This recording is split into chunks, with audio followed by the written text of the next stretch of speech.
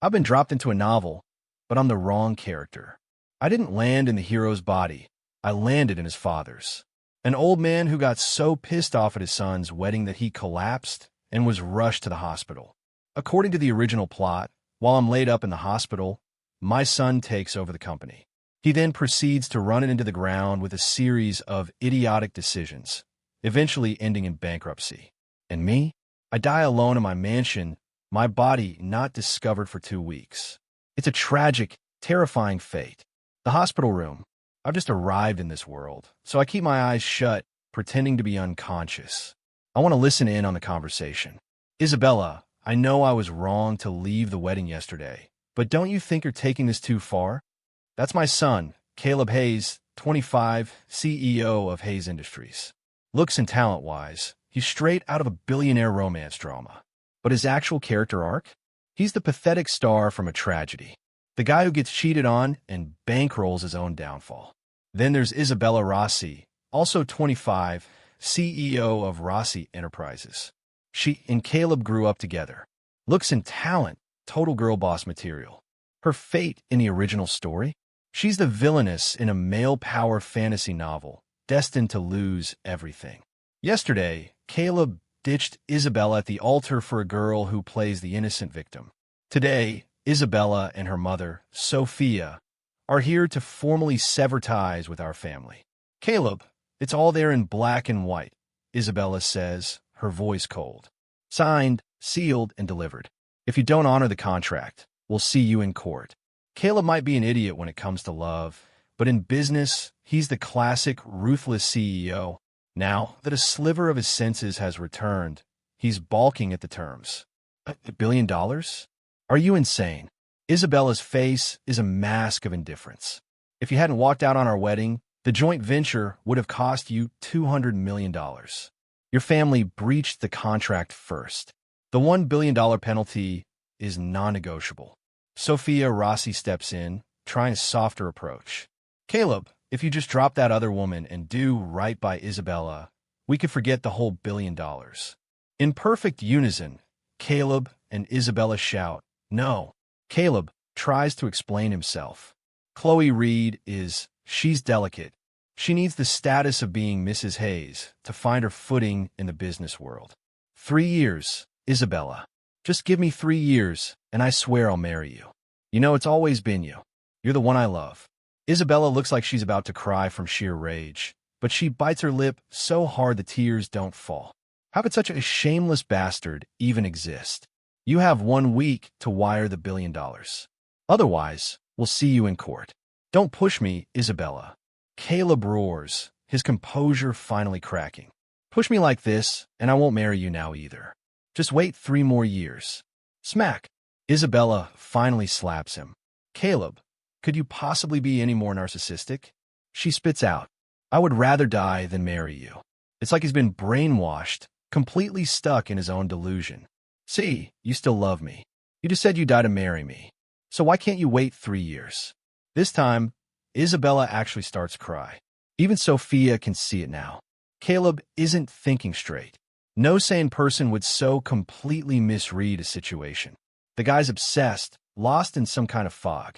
If he can't snap out of it, he's finished. She's scared. Isabella, let's go. If Caleb won't pay up, his father will. We'll come back when he wakes up. The mention of them coming back for me panics Caleb. My dad's been unconscious for a whole day and night. Don't you dare stress him out again. Fine, I'll pay you the $1 billion. I'll sign whatever you want. I let out a long, silent sigh. What a filial son. Of course, he's not worried about my health. He's terrified I'll wake up and force him to marry Isabella. Isabella scoffs.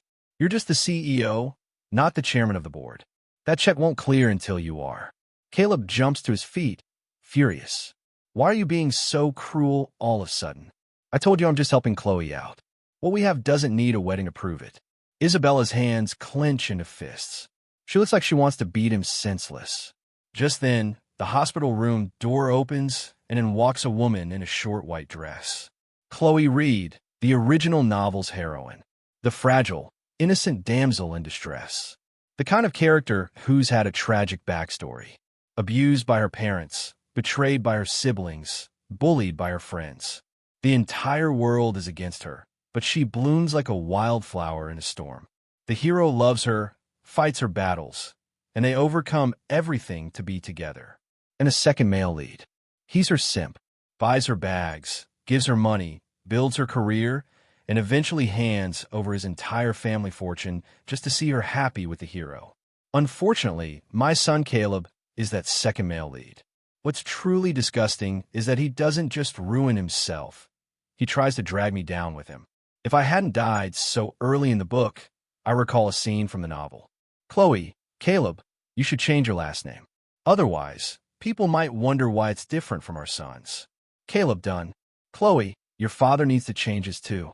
Caleb, without a hint of hesitation, says my dad will change his too. My tombstone. The thought of it almost makes me leap out of this bed and slap both of them across the face. But I hold back. I want to see what other nauseating stunts they'll pull. Mrs. Rossi, Isabella, I'm so sorry, Chloe begins, her voice trembling. Yesterday was all my fault. Please, for old time's sake, can you forgive me? Isabella stares at Chloe's pathetic act, completely unmoved. She's finally seeing the manipulative woman hiding behind the fragile facade. Chloe, as of today, you have no connection to Rossi Enterprises. Consider this your termination. All the money we invested in you, let's just say we fed it to a dog. Sophia is barely containing her fury. She used to genuinely like Chloe, sponsoring her through college and giving her a prime position at their company. She never thought she'd be nursing a viper in her bosom. Yesterday's fiasco had made him the laughingstock of all of New York.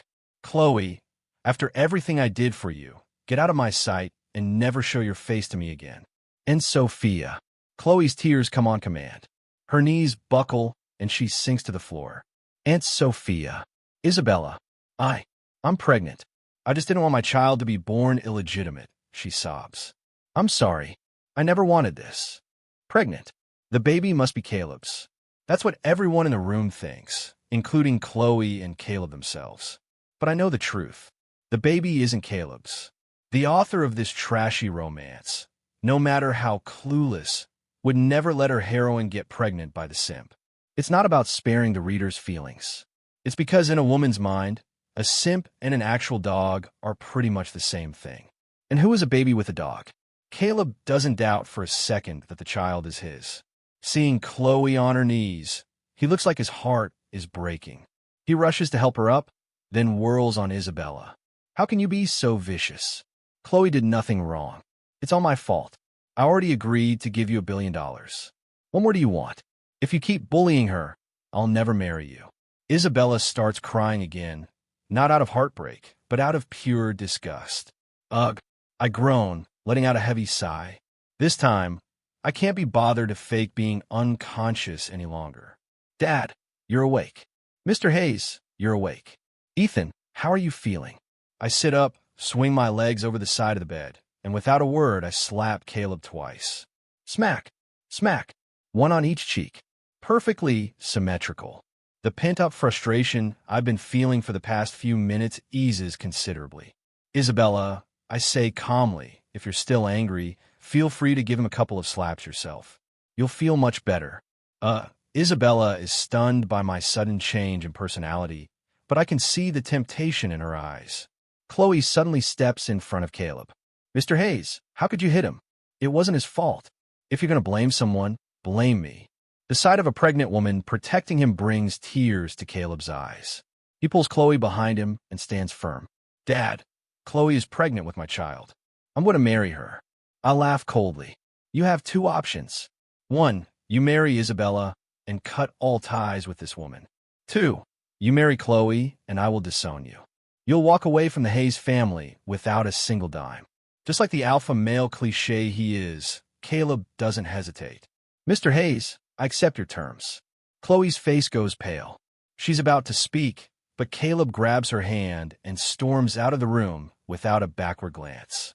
I knew he'd choose that. I turn to Sophia and Isabella with a wry smile. My apologies for the family drama about the contract. Hayes Industries can't produce $1 billion in cash right now.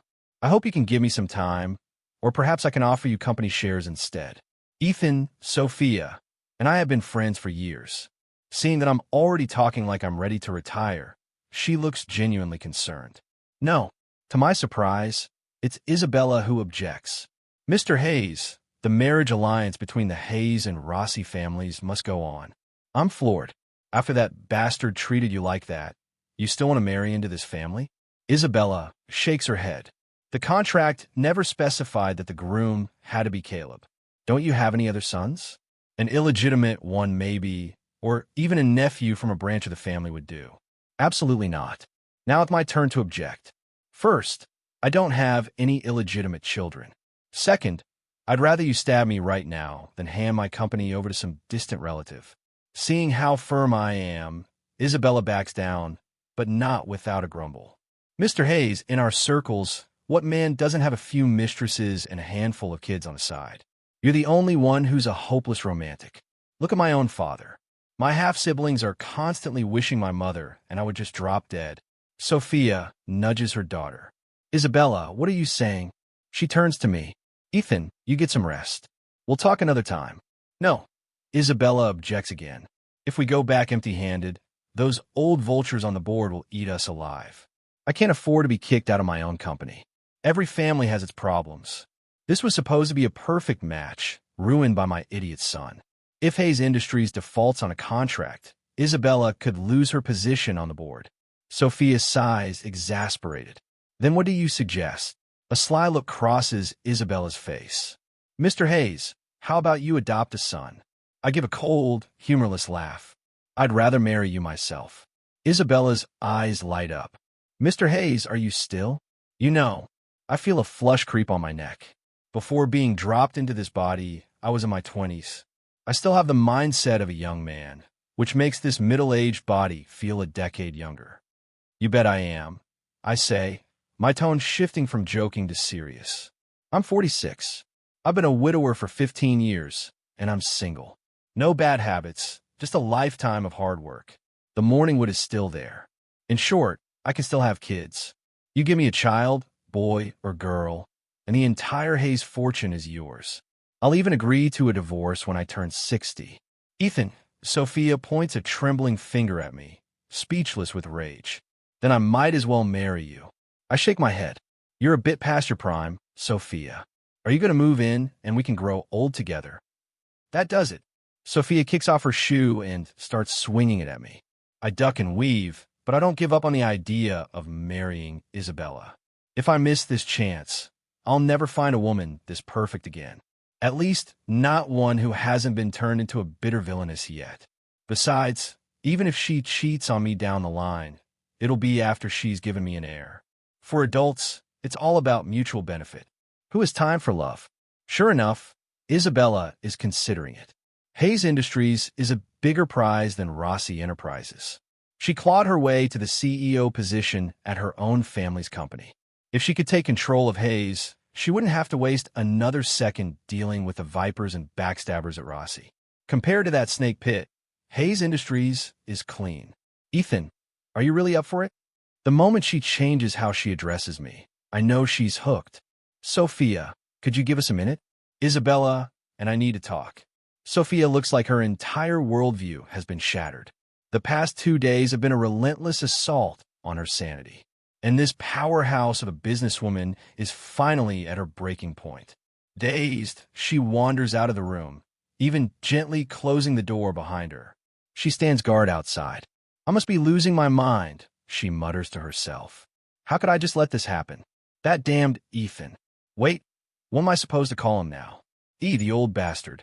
My son-in-law. Oh God, why is this happening to us? 10 minutes later, Isabella opens the door.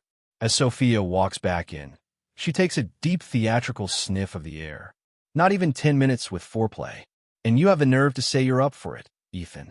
I have zero affection for this son of mine, especially when I remember how he was going to drag me down with him. I want to kick him into next week. I have an announcement. I say, my gaze sweeping over the 7 or 8 board members before landing coldly on Caleb. In light of Caleb Hayes abandoning his wedding yesterday, causing a significant drop in our stock price and substantial losses for everyone in this room, I propose we remove him from his position as CEO of this corporation. As for his shares, I will personally buy them back from him for $1. Dad, Caleb stammers, scrambling to his feet. Are you serious? I'm your only son. The other board members exchange glances but stay silent, waiting for this family drama to play out before they vote. A chill runs through me, and my expression hardens. You have been disowned. From this moment on, you have no relationship with me or with Hayes Industries. Here are the papers severing our parental relationship. Sign them, add your thumbprint, and our lawyers will have it notarized. Caleb clutches his head in disbelief. Dad, just because I didn't marry Isabella, you're doing this to me. Fine, I'll marry her. Is that what you want? Isabella lets out a cool, dismissive laugh. She slowly pulls out a red certificate. Too late. I'm already married. Congratulations, Caleb. Now there's no one stopping you from marrying your precious Chloe. The old delusional confidence returns to Caleb's face. You love me too much. You'd never marry someone else. Isabella, I can marry you, but I can't give up Chloe either. Isabella looks bored. She's done talking to a lunatic. I pull out my own certificate. I don't look at Caleb, addressing the board instead. The alliance between Hayes Industries and Rossi Enterprises will proceed. I have officially registered my marriage to Ms. Isabella Rossi. I will be transferring 5% of my personal shares to her name. I propose that Ms. Rossi take over Caleb Hayes' position as CEO of Hayes Industries. Let's put it to a vote. I open the certificate. The photo of Isabella and me is there, the official seal clearly visible. The board has no choice but to believe it. This is a board meeting, not a playground. No, this is impossible. Dad, how could you marry Isabella? She was supposed to be my wife. Your daughter-in-law. As Caleb screams, no one in the room flinches. To the victor go the spoils. Who cares about a loser? Besides, in the world of the super-rich, it's not unheard of for a woman to marry two men from the same family or a man to marry a mother and daughter. Caleb is just a sore loser. I wave my hand.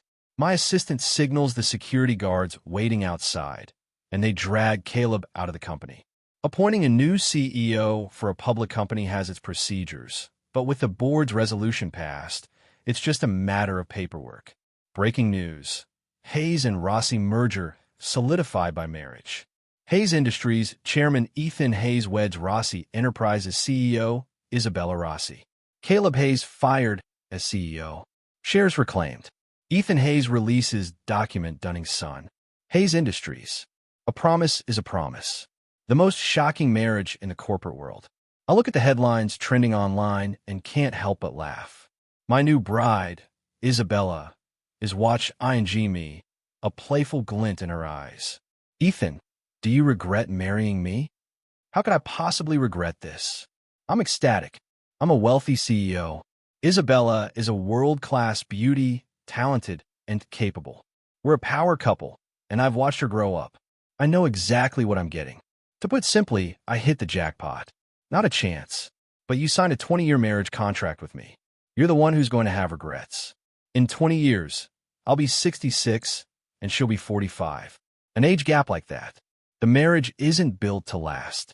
Isabella just laughs and pulls out her phone. The screen shows she's looking at some kind of advanced gene therapy treatment. Ethan, once you pass 55, we'll invest in some high-tech solutions to keep you young forever. Will you be worried about our sex life then? I'd forgotten. The super rich can afford health and vitality that normal people can only dream of. I like the sound of that. But right now, our most important mission is for you to give me an heir. The future of Hayes Industries will belong to you both. Isabella smiles. She doesn't take that part seriously. She knows that as long as she plays the part of Mrs. Hayes, the company will eventually be hers. But if she steps out of line, her fate will be no better than Caleb's. A man who could disown his own son wouldn't hesitate to get rid of her. Their marriage is a transaction, plain and simple. Isabella, where are we staying tonight? I was thinking of moving in with you. I'll even give you an extra $1 billion for a new house. Isabella blushes. She had been a little hesitant about a man suddenly moving into her space. But $1 billion? She was 1,000,000,000% willing. In fact, if I had 2, 3, or even 4 mistresses, she'd probably agree to let them all live together. Of course, the thought only flashes through her mind for a second. When did I become so shameless? We sneak out of the office before closing time.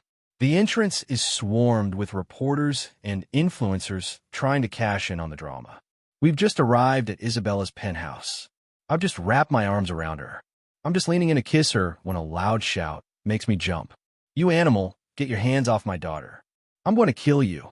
I turn to see my new father-in-law, Marco Rossi, wielding a kitchen knife in one hand and a golf club in the other. Murder in his eyes. Next to him, my mother-in-law, Sophia, sits calmly on the sofa, not saying a word. Marco came from a less powerful family and married into the Rossi dynasty. He and Sophia have an open marriage, each with their own separate lives and partners. Isabella is their only child together, the legitimate heir to Rossi Enterprises. "Ethan Hayes," Marco sees. "No wonder you haven't been with a woman in all these years. I thought you were playing the saint, but you were just waiting for my daughter to grow up. You're a calculating bastard. Was my son-in-law's little stunt your idea all along?" I'm not admitting to either of those. I'll let the first one slide, but I have to clear up the second. I bear some responsibility for how Caleb turned out. I was too busy with work, too neglectful. But the Hayes family code is loyalty, not whatever pathetic have your cake and eat it too thing he was doing. Isabella steps forward to defend me. "Dad, put those down. Ethan and I are legally married. He's your son-in-law now. And about Caleb? Mom, Dad, Ethan, I don't want to hear his name in this house ever again. It just makes me sick." Marco isn't ready to let it go. We've never liked each other, even when we were just business associates. Now that we're family, he despises me even more. The feeling is mutual. I can't stand the guy, especially with his schemes to get his illegitimate sons a piece of the Rossi fortune. That's enough. Sophia finally speaks up, her voice sharp. "The papers are signed. It's a done deal. What's the point of arguing? Go home, Marco.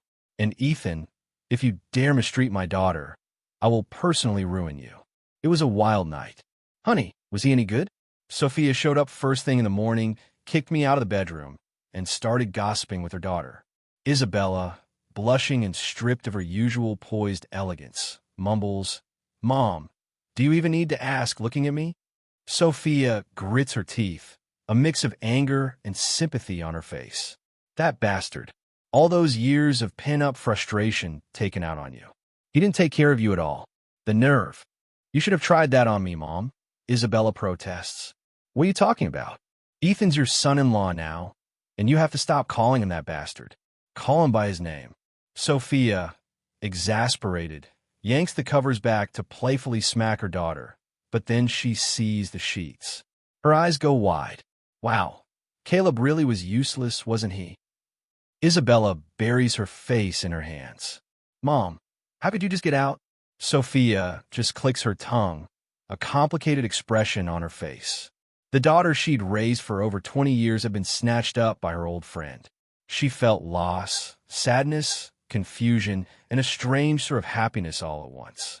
She hadn't slept a wink. Breakfast is a huge spread. Isabella's housekeeper, not knowing my tastes, made a bit of everything. But before the three of us can finish eating, my phone rings. "What?" "Caleb burned down my house." After I hang up, I don't know whether to be angry or relieved. "What happened?" Isabella asks. I sigh. "Caleb got drunk last night and set my mansion on fire. So, honey, I guess this is my home now." Isabella isn't concerned about Caleb. "That house was worth hundreds of millions," she says, clicking her tongue. "Just gone like that." Sophia shoots her daughter a look. "How is your son?" I take a sip of coffee. "Don't know. Don't care. But the police want me to come down to the station. I've already sent my lawyer to handle it." Sophia is shocked. "You're going to press charges against him?" I shake my head. I honestly want to see him locked up for a few years, but it was his house too. Legally, we're not officially father and son anymore. But the paperwork hasn't been notarized. He burned down his own home without damaging anyone else's property. I can't, and even if I could, I wouldn't. In the public's eye, he's still my son. For the sake of the Hay reputation, I'll just have to eat this loss. After breakfast, I get another update. "Honey, let's go to the hospital. There are some things that need to be said to Caleb face to face." When Isabella and I arrive at the hospital's burn unit, we hear voices from inside his room before we even get there. Peeking through the window, we see Chloe and Caleb along with another man I don't recognize. That's Leo Vance, Isabella whispers. A classmate of Chloe's. The name rings a bell. This is the real hero of the original novel. The biological father of the baby in Chloe's belly. What are the three of them doing together? Has the truth finally come out? Isabella and I press our ears to the door, eavesdropping. Inside, Chloe is pleading with Caleb. Just apologize to your father. You're his only son. How could he not forgive you? Marrying Isabella is just his way of trying to force you to come home. Leo chimes in. In a world of the super rich, a marriage certificate doesn't mean anything. A lot of those power couples are secretly divorced just to protect their assets. Your dad marrying Ms. Rossi is definitely about the business deal. $1 billion versus one woman. Any man would make the same choice. Chloe is touched that Caleb gave up the Hayes fortune and Isabella for her. But having grown up poor, she can't just let a life of luxury slip through her fingers. Caleb, I can't believe you set fire to your own house. For me and the baby, you need to be more mature. Caleb's injuries aren't serious. He wasn't trying to commit suicide. Chloe, you got all wrong. I was just drunk last night. I knocked something over by accident. Chloe clearly doesn't believe him, but she doesn't press the issue, not wanting to hurt his pride. Caleb, if you're not going back to your family, then come with me. We can go back to my hometown upstate. The cost of living is low. We'll figure things out after the baby is born. Caleb, who's never been outside the city, is suddenly intrigued. Yeah, okay. I could try that simple life, fishing in the creek. I promise I can provide for you and the baby. Chloe freezes.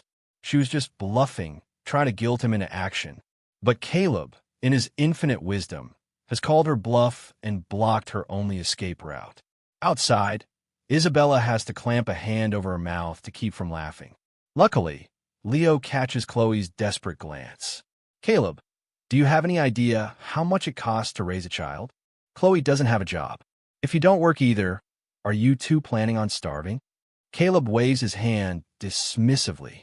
Money? That's not a problem. I can borrow some in minutes. He picks up his phone and calls his best friend. Alex, my man, can you spot me $5 million? Your sister-in-law is pregnant. Before he can finish, the line goes dead. He's been blocked. Caleb hangs up, a deeply awkward silence filling the room. Let me try some of the other guys, he says, forcing a smile. The results are predictable. No one will lend him a dime, let alone offer him a job. Finally, Caleb's eyes land on Leo. Leo, you're loaded, right? What about that $30 million I invested in your startup? Leo is the novel's hero, blessed by good fortune. On Chloe's recommendation, Caleb gave him $30 million in seed money right out of college. His company is definitely profitable, but he lies. Caleb, without new funding, my company's about to go under. Caleb looks from Leo to Chloe, utterly lost. Seeing my cue, I decide it's time to make my entrance. What? Dad, you want to pay you back $300 million? Caleb asks, his face a mask of shock. I nod, holding up the agreement my lawyer prepared, which itemizes the value of the mansion and all its contents. You burned the house down. Total value was $600 million. We split the loss. You owe me $300. It's perfectly reasonable, Mr. Hayes. Chloe starts trying to apologize for him. Caleb didn't mean to. He was drunk. I sneer. I've already downed him. Not sending him to prison is the last act of mercy I will ever show him. We're all adults here. Caleb, you're not going to welch on this, are you? Caleb is still living in his alpha male fantasy world. My jab hits its mark. I'll pay it, he says through gritted teeth. It's only $300 million. I'll have it back to you in a year. At his words, a look of utter despair crosses Chloe's face. She bows her head, defeated. Leo stands beside her, his expression dark. Isabella and I exchange a smile. We're about to leave when Caleb calls out, Isabella, did you really sleep with my dad last night? Isabella's face lights up, a radiant, happy smile. Of course, it was our wedding night. I had my own little twist to the knife. You're a real piece of work, Caleb. Maybe you don't even realize it yourself. Good luck with everything. Caleb glares at us with pure hatred, as if he's the one who's been wronged. Isabella and I just smile at each other and walk out of the room, but we don't leave the hospital. Honey, just wait, I say. There's more drama to come. The thought of her ex-fiancé's life imploding further piques Isabella's interest. Let me guess. Chloe dumps him now that he's $300 million in debt. I give her a mysterious smile. Even better than that. Just wait. We don't go far. Less than 5 minutes later, Chloe rushes out of the room with Leo right behind her. They head to the parking garage. It's deserted. We don't know what they say to each other, but suddenly Leo drops to his knees in front of Chloe. Isabella and I sneak closer, our phones out and recording. Chloe, hit me. I'm a monster. I lost control, Leo begs. All three of us were drunk, but I was the one you slept with. It takes a moment for Isabella to process it. So, the three of them got drunk. Chloe and Leo slept together, and Caleb got stuck with the blame and the baby. We can't see Chloe's expression, but from her shaking shoulders, it's clear she's crying. After a long moment, she manages to choke out one sentence. I want a DNA test. At that, Leo smiles. Okay, we'll do it as soon as the baby's a little bigger. Chloe, marry me. I'm successful now. I've always loved you. I'll be good to you. I swear I'll spend my whole life being good to you. Chloe hesitates. I know she'll say yes. She's the heroine. He's the hero. They're destined for each other. Beside me, Isabella is whispering under her breath. Say yes. Say yes. I can't help but chuckle. Every woman scorned by a jerk loves to see him get his comeuppance. Just like in a novel, Chloe eventually agrees, even without the DNA test. One man is $300 million in debt. The other is a rising star in the business world. It's a no-brainer. As we leave the hospital, Isabella is giddy.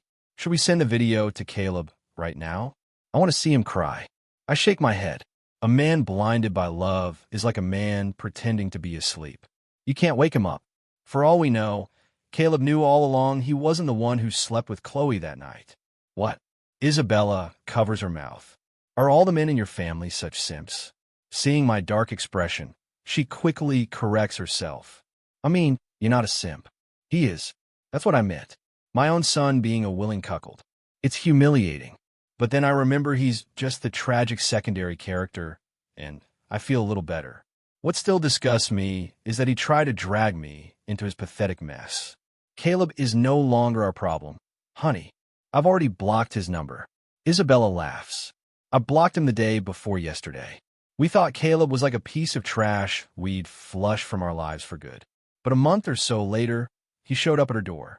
Isabella refused to see him or let him in the house. I went out to meet him. The once arrogant CEO was a wreck. His face was covered in stubble. His hair was greasy, and his ill-fitting suit hung off his frame. He looked like he was one step away from being homeless. Dad, Caleb fell to his knees on the doorstep. I was wrong. Please just give me one more chance. I stood over him, my hands clasped behind my back, my face a mask of cold indifference. A grown man willingly playing the fool for others. Pathetic. Now that your master is going bankrupt, you want me to get on my knees and beg with you? Caleb just kept shaking his head, repeating that he was wrong. I watched him unmoved. The author of this novel had a truly twisted imagination. And for the past 2 months, Isabella and I had a front row seat to the ensuing train wreck. After Caleb was discharged from the hospital, Leo took him in. He not only gave him a job, but also let Chloe continue to date him. That's right, Caleb and Chloe were officially a couple. Caleb was so moved he cried, instantly transforming from her sugar daddy into Leo's most loyal subordinate. During the day, Caleb worked tirelessly to make money for Leo. At night, he went home and took care of a pregnant Chloe. Isabella was baffled. Why would Leo let Caleb look after his woman and his child? Does he have some kind of weird fetish? As a man who'd read the book, I knew exactly what Leo was planning. You'll see in a month. Isabella shot me a look, then snuggled closer.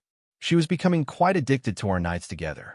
A month later, staring at the 2 pink lines on a pregnancy test, Isabella finally understood Leo's scheme.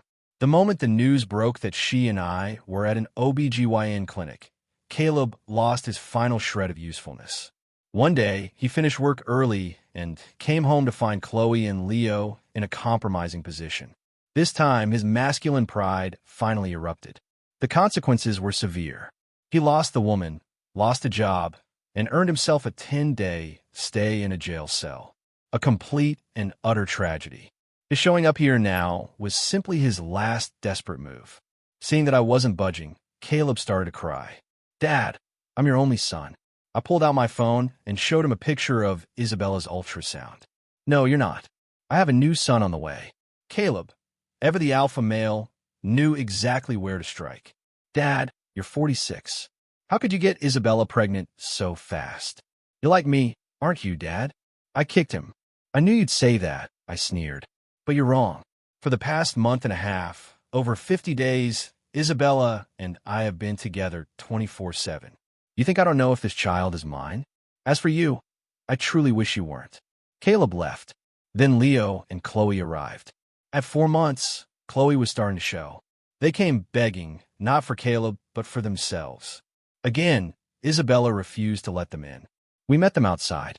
Things are different from the original plot. Because of me, Isabella never became a villainous character. So, she wasn't actively trying to ruin Chloe while simultaneously feeding her resources. And because of me, Caleb had left with nothing but a $300 million debt. He had no resources to support Leo's startup. "Mr. Ms. Rossi, please have mercy on us. Call off your attacks." Isabella and I looked at each other, confused. "You don't actually think we're the reason you're going bankrupt, do you?" In truth, I knew Leo was the hero of this story, blessed with plot armor. Attacking him directly would be suicide. So, Isabella and I hadn't lifted a finger against him or his company. The reason he was failing was because of his own shameless actions. There are no secrets in the business world. What he did to Caleb, making him a cuckold, having him work for him, and having him raise his own child and girlfriend was not only despicable, it crossed a moral line. Worse, he had planned to pass off his own child as a hazard. Who would want to do business with a person like that?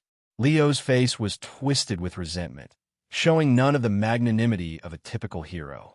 Then again, this was a hero from a trashy romance novel. It all made sense.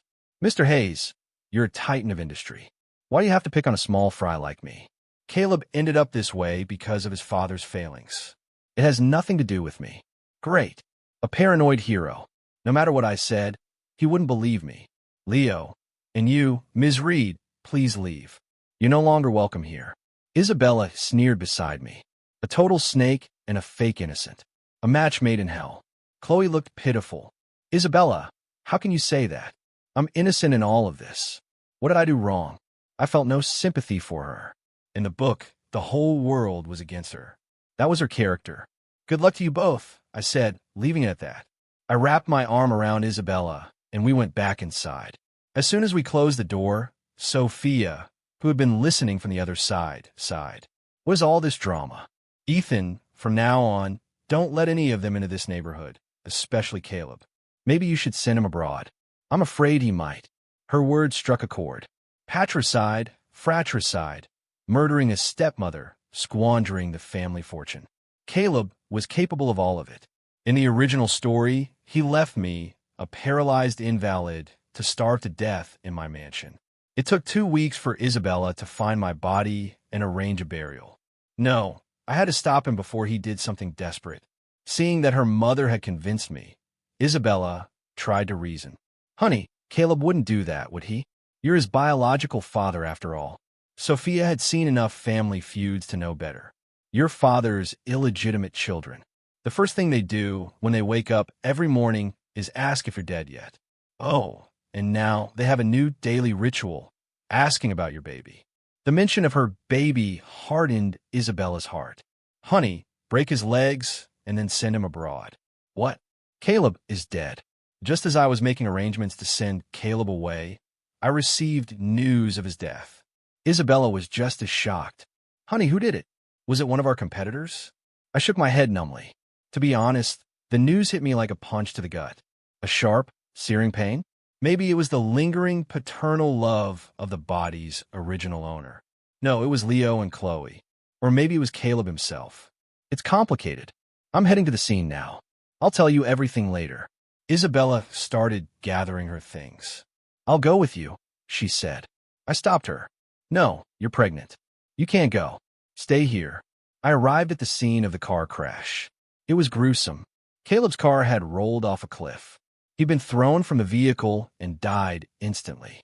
In the other car, Leo was critically injured but alive, though he would likely lose both his legs.